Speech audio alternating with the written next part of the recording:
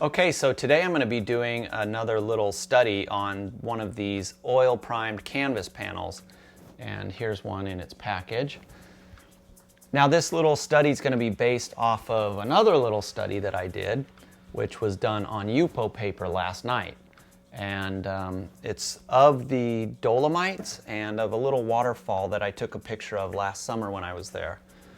So I thought I would try to do a little bit more detailed painting on this canvas panel of the little study I did last night. For this study, I'm going to be using some Gamblin brown pink paint that I bought, and that's what I did the study with last night, and I liked it. I like the color, and that's what I'm going to start this one with. It may progress where I actually end up painting more color onto it, because this panel will take more paint than the Yupo paper. So I may push it and see where it goes. But for now, my plan is to just start with that one color, the brown pink, and see what happens.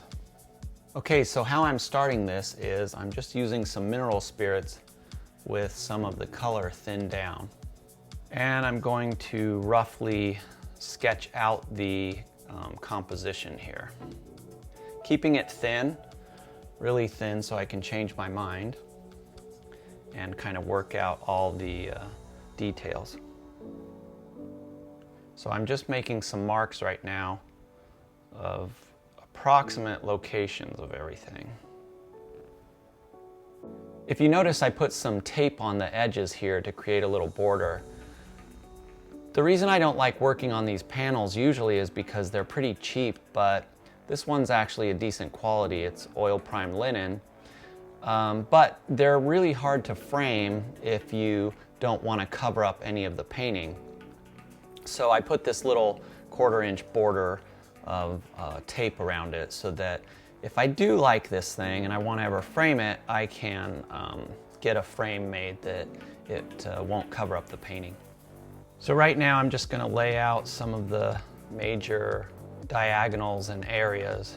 Originally, when I did the one last night, I kept turning around to look at my computer monitor to see the photograph that I was using as a reference. But today I'm just using this study that I did last night from that. So it's kind of twice removed from the photograph, at least initially. But I probably will go in and get the photo and put it on the iPad so I can see it. I was cranking around the whole time last night and it was a pain in the ass, so I don't want to do that again. So I think I'm going to put it on the iPad. One nice thing about doing it from a sketch or a study like this is that it keeps you really loose. And so I'm not the kind of painter that wants to paint a bunch of detail in this thing. I really am going for more of a overall form and kind of mood rather than detail. That's why I have the photograph for the details, so I don't see any reason to make a painting that looks like the photograph. I'd rather let the paint speak for itself and create something interesting that is a dialogue about the paint and the subject rather than a dialogue about the paint and the photograph trying to replicate it. So there's kind of a general idea of what I had on this one. And I really like the simplicity of this one. I like the forms and the shapes and how everything's kind of lining up, the patterns of dark and light that I created with it.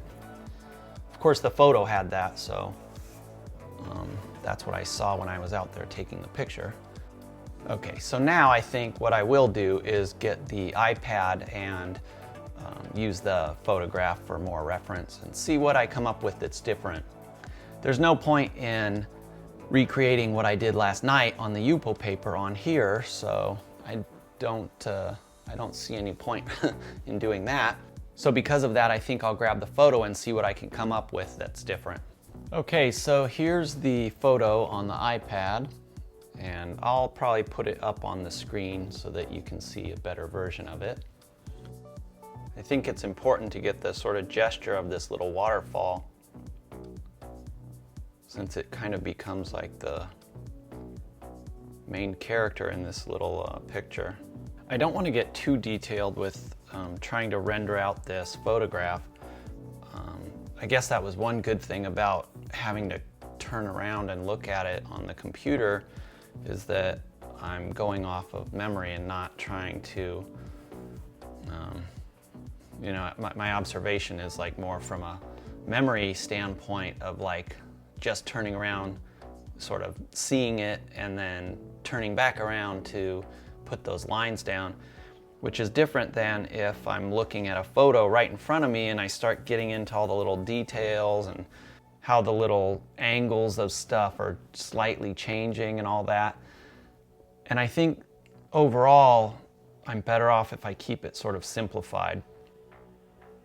So working from a photograph like this gets a little too detailed sometimes, and I have to kind of back off, remind myself of that. Because in this photo, there's, you know, I mean, there's little blades of grass and all the little rocks and all the texture and all the, you know, slight little variations of things. And what I really want to do is just capture enough of those little variations of like an angle that maybe goes this way and then an angle that kind of slightly varies and goes this way. Those are the things that I think are interesting, but there's so many in the photograph and in real life that you have to kind of edit it and subtract most of them and find just the strong, prominent ones that then help the viewer's eye move all around this painting in the, you know, in the way that you want it to. And that's kind of the nice thing about painting that you don't get with photography, is I can't change the angle of this rock if I want, not without moving the whole composition. But that also means that you have to be really attentive to how you're laying out everything, and when you're subtracting all this detail, the thing that really has to hold the whole painting are these larger forms and shapes of dark and light, and interest of brush stroke and directions of brush strokes, and you know how interesting you're laying down the paint becomes a big part of the overall image. So that is something that's totally different from a photograph. I think what I'm going to do now is block in some of the darks, because I think what I want to do is try to pull off some of it like I did with the Yupo paper. Just kind of work in a more reductive way, because I don't like some of my line work and some of the angles, so I can just, if I just kind of block it in, then I can change stuff easier. The paint color is almost like a burnt sienna. Painting is such a mental game. People kind of think that, you know, you're just rendering out stuff, and if you can draw well, then you just draw it and shade it and make it look like a picture. But it's so much more than that, at least the kind of painting I like. And it's kind of a hard thing to talk about and make it sort of a tangible statement that makes that much sense, because there's so much about it that words don't necessarily convey. So even though I'm kind of covering up everything that I did with the lines, just by doing those, it helped me to kind of lay this thing out in my mind anyways, of where I'll go back in and start recreating some of the contours and edges and stuff. But I needed to kind of see that with that initial drawing line work. And now I'm going to pretty much probably get rid of most of it and just tone this whole canvas with this color. And then I'll work back in, but it's almost like I have a memory of where everything is, and you can still kind of see some of the lines. So I can now kind of go back in and start refining the idea.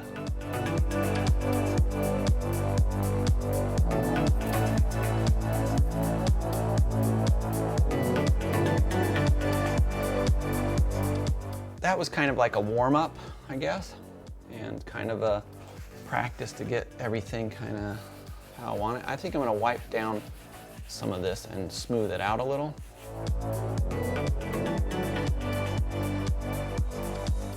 If you notice, I'm still kind of following the form of each of these sections that I have. So I'm kind of differentiating with sort of how my movement and gesture is going with each area. And I don't know, maybe that will still come through in the final painting, but that's kind of how I'm approaching it when I'm looking at it, is kind of like that, you know, how does the shape of that sort of intersect with the shape of something else, and then how does that tie in? So I'm looking at these things and kind of piecing them together so that they create this sort of dynamic and interesting composition that's about like the movement of the actual marks that I'm making on the canvas.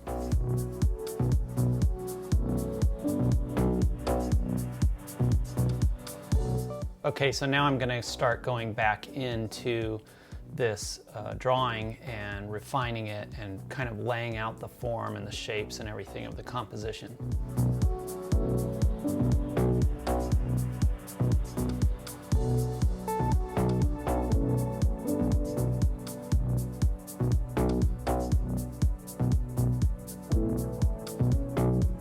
This is kind of the most complicated area up here spatially, because you have to get this rock sitting in front of this little ledge that's right here, and then the water coming down is kind of in between the two, and then you've got this other kind of rock coming out here which is in front of this, and then there's kind of a diagonal that goes across this way, but then behind this is sort of the top ledge of the waterfall, and I was at almost eye level with it, so then right behind that is another rock formation, and it goes further back in space. So this is kind of, this space in here is kind of tricky.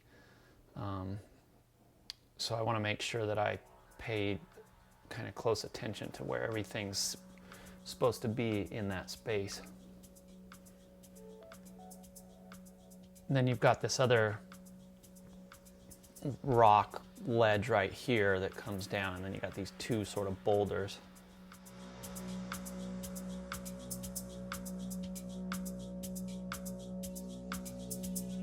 You've got this sort of secondary little waterfall that's kind of coming over here.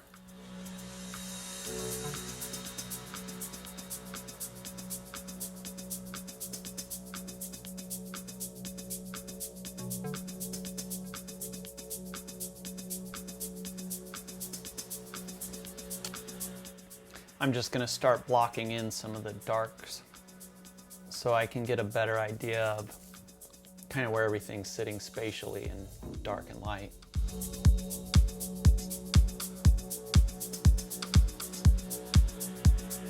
I don't really need to be worrying about these brush strokes so much right now, but I'm just kind of playing around, seeing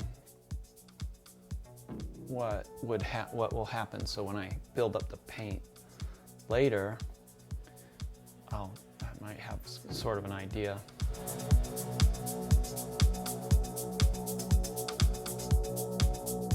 I always want to keep it thin right now, because if I get thick, then I've got too much paint on there to have to deal with if I change my mind.